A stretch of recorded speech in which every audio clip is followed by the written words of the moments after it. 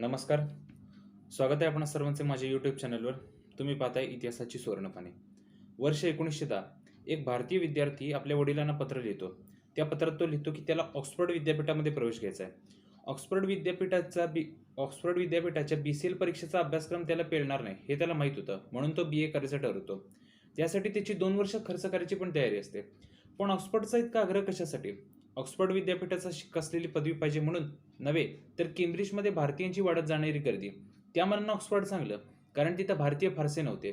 यावरून आपल्याला दिसून येतं की या विद्यार्थ्याला आपल्या देशबांधवांबद्दल किती तळमळ होती. त्याच वर्षी एका भारतीय क्रांतिकारकाला राजद्रोह आणि वधाला सहाय्य करणे अशा 2 आरोपांसाठी 25-25 वर्ष काळ्या पाण्याची शिक्षा झालेल्या होत्या. या क्रांतिकारकाचं नाव होतं विनायक दामोदर सावरकर. मगाशी उल्लेख केलेल्या विद्यार्थ्याचं नाव जवाहरलाल मोतीलाल नेहरू. नेहरू आणि सावरकर यांच्यामध्ये 6 वर्षाचं अंतर आहे, त्यामुळे हा युक्तिवाद इथं फोल ठरतो. नेहरूवादी किंवा नेहरूंचे अभ्यासक असणारी मंडळी 21 वर्षाचा मुलगा आपल्या वडिलांना असं काहीतरी पत्र लिहितो, त्यावरून उलटसुलट निष्कर्ष काढू नये असा दावा करतील. हा पण दावा आपण मान्य करून चालू. पण हेच नेहरू पुढं म्हणतात, माझ्या आवडीनिवडी ब्रिटिशांप्रमाणे आहेत. मी विचार करताना एखाद्या ब्रिटिश माणसाप्रमाणे करतो. भारतावर राज्य करणारा मी शेवटचा ब्रिटिश आहे. राजकीय गुरु असणारे महात्मा गांधी म्हणतात, तो इंग्रजांचा मित्र आहे. भारतीय विचार आणि जडणघडण यामध्ये भारतीय असण्यापेक्षा तो अधिक ब्रिटिश आहे. तो भारतीयांपेक्षा ब्रिटिशांशी अधिक चांगल्या पद्धतीने जवळीक साधू शकतो. मग प्रश्न येतो की नेहरूंच्या याच ब्रिटिश प्रेमाचे दुष्परिणाम देशाला भोगावे लागले का? लॉर्ड माउंटबॅटन यांनी स्वतंत्र भारत आणि पाकिस्तान यांचा पहिला गव्हर्नर जनरल होण्याचा प्रस्ताव मांडला. तो मोहम्मद अली जिनानी फेटाळून लावला. नेहरूंनी मात्र तात्काळ स्वीकारला. याच माउंटबॅटननी कुटील डाव रचत जुनागड, मानवदर, मंगलोर अशा संस्थानामध्ये बहुमत घेण्याचं सुचवलं. खरं तर या सगळ्या संस्थानातली जनता बहुसंख्य हिंदू होती. जुनागड भारतीय सैन्यानं अगोदरच ताब्यात घेतलेलं, तरी सुद्धा बहुमत घेण्यात आलं. पुढे याच माउंटबॅटननी काश्मीरचा प्रश्न चिघळवण्यासाठी हा बहुमताचा डाव टाकला. त्यांचा डाव न समजणे इतके भारतीय नेते अपरिपक्व होते का? नव्हते तर मग त्यांच्या जाळ्यामध्ये अडकायचं कारण काय? बहुतेक याचे उत्तर नेहरूंच्या ब्रिटिश दाजिरण्या मानसिकतेमध्ये दडलेले असावे. फील्ड मार्शल सॅम माणेकशॉ हे त्या काळामध्ये कर्नल पदावर होते. Rediff.comचे पत्रकार प्रेमशंकर झा यांना त्यांनी मुलाखत दिली. त्या मुलाखतीमध्ये त्यांनी सांगितलं की VP मेमन यांनी मला उच्चस्तरीय बैठकीसाठी बोलवलं होतं. त्या बैठकीमध्ये मी, लॉर्ड माउंटबॅटन, सरदार पटेल, जवाहरलाल नेहरू हे सगळे लोक उपस्थित होते. विषय होता की काश्मीरच्या प्रश्नामध्ये सैन्याचा हस्तक्षेप व्हावा की नाही. माउंटबॅटन यांनी मला विचारलं, माणिकजी, सैन्याची तयारी कशी चालू आहे? मी त्यांना उत्तर दिलं की सैन्याची तयारी चांगली चालू आहे, फक्त आम्ही तुमच्या आदेशाची वाट बघतोय. मग नेहरूंनी बोलायला सुरुवात केली. मग ते अमेरिका, रशिया, परमेश्वर न जाणे कोणकोणत्या विषयावर बोलत होते. हे सर्व ऐकून सरदार पटेलांचा पारा चढला. त्यांनी विचारले, जवाहरलाल, तुम्हाला काश्मीर हवाय का देऊन टाकायचं? नेहरू म्हणाले, काश्मीर ते तर हवायचं आहे, मग सैन्याला तसे आदेश द्या. ते माझ्याकडे वळून बोलणार इतकेच सरदार पटेल मला म्हणाले की तुम्हाला आदेश मिळालेले आहेत असं तुम्ही समजा. 1961 साली तत्कालीन जनरल थिमय्या यांनी भारताच्या सुरक्षेसमोरील आव्हाने हा एक प्रबंध लिहिला होता. पण तो प्रबंध आणि त्यातल्या सूचना नेहरूंना फारशा रुचल्या नाहीत. त्यावर त्यांनी असं सांगितलं की आम्ही शांततावादी आहोत. आम्हाला सैन्याची मुळीच गरज नाही. भारतीय पोलीस हे भारताचं संरक्षण करण्यासाठी सक्षम आहेत. त्यामुळे आमच्यावर कोणीही हल्ला करणार नाही. जर युद्ध झालंच तरी मी एकटा माझ्या मुत्सद्देगिरीने युद्ध टाळायला सक्षम आहे. पण त्यांचा हा भोळा आशावाद चीनने 1962 साली हल्ला करून फोल ठरवला. 1950 पासून अमेरिका संयुक्त राष्ट्रसंघाच्या कायमस्वरूपी सदस्यपदी भारत असावा म्हणून प्रयत्न करत होती. तेव्हा मात्र नेहरू चीनचा विचार करत होते, त्यामुळे त्यांनी त्यांना नकार दिला. त्याचे दुष्परिणाम आजही भारताला भोगावे लागत आहेत. नेहरूने अशी बरीच चुकीची धोरणं राबवली, ज्यामुळे भारताचं प्रचंड अपरिमित नुकसान झाले. रजनीकांत पुराणिक लिखित नेहरूज 97 मेजर ब्लंडर्स हे पुस्तक आवर्जून वाचा. यामध्ये नेहरूंच्या प्रमुख 97 चुकांचा आढावा घेतलेला आहे, त्याचा उहापोह केलेला आहे. आता 2 मुद्द्यावर शेवटचा येतो, तो म्हणजे नेहरूंचा तुरुंगवास आणि तुरुंगातलं राहणीमान. 1923चा तो काळ होता. नाभा संस्थानामध्ये तिथल्या राजाला काढून त्याच्या जागी एका ब्रिटिश प्रशासकाची नेमणूक केली होती. नाभा संस्थानातील जनतेने विद्रोह केला.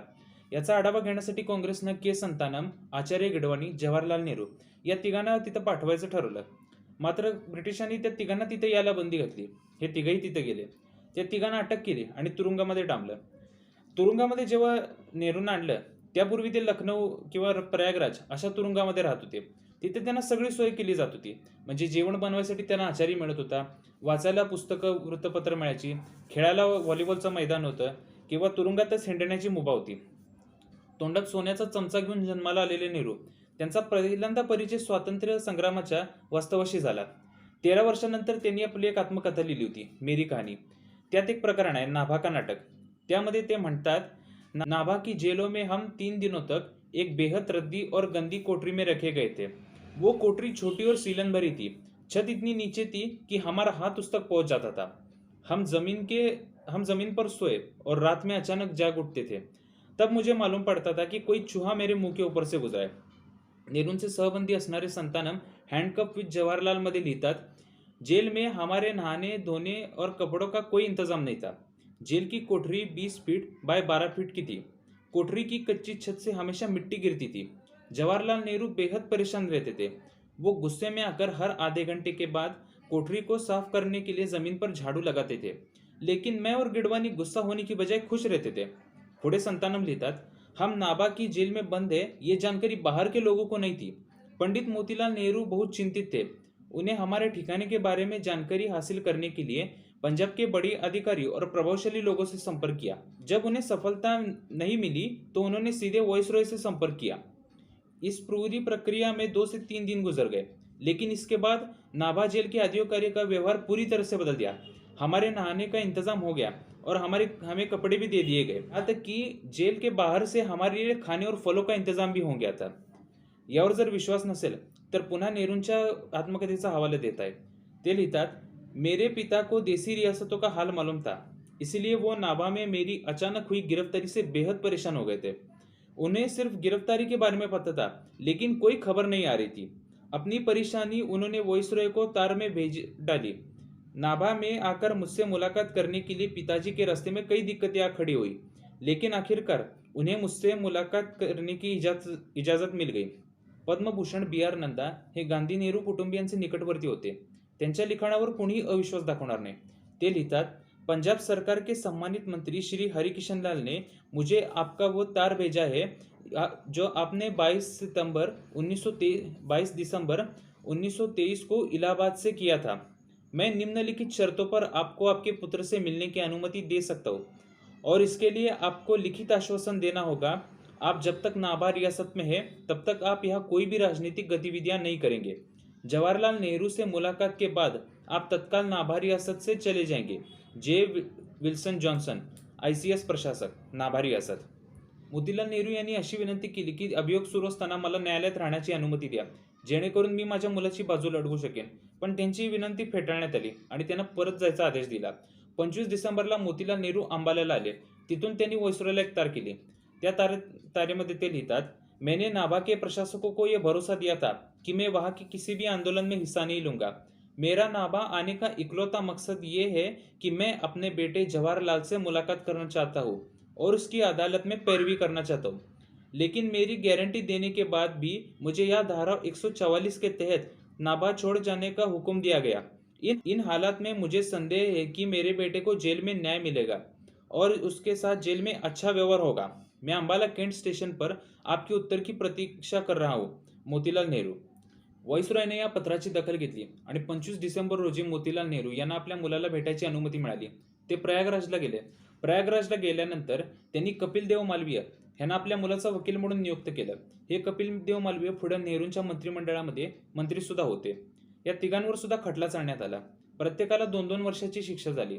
यानंतर जे काय घडलं ते अगदीच अनपेक्षित किंवा अनकलनीय होतं. संध्याकाळी नेहरूंना 4 वाजता शिक्षा झाली आणि संध्याकाळी 7 वाजता त्यांची शिक्षा रद्द करण्यात आली. ह्याचं वर्णन स्वतः नेहरूंनी आपल्या आत्मकथेमध्ये केलेलं आहे, पण ते खूप रहस्यमयी पद्धतीने केलेलं आहे. जणू काय ते लपू पाहत होते. उसी शाम को जेल के सुपरिटेंडेंट ने हमें बुलाया और हमें प्रशासक का आदेश दिखाया जिसमें हमारी सजा स्थगित कर दी गई थी. उसने हमें एक और एग्जीक्यूटिव ऑर्डर दिखाया जिसमें लिखा था कि हम तत्काल नाभा रियासत को छोड़कर चले जाए और अगली बार बिना अनुमति के प्रवेश न करें. मैंने दोनों हुक्म की कॉपी मांगी लेकिन वो नहीं दी गई. इसके बाद हमें रेलवे स्टेशन पर भेज दिया गया.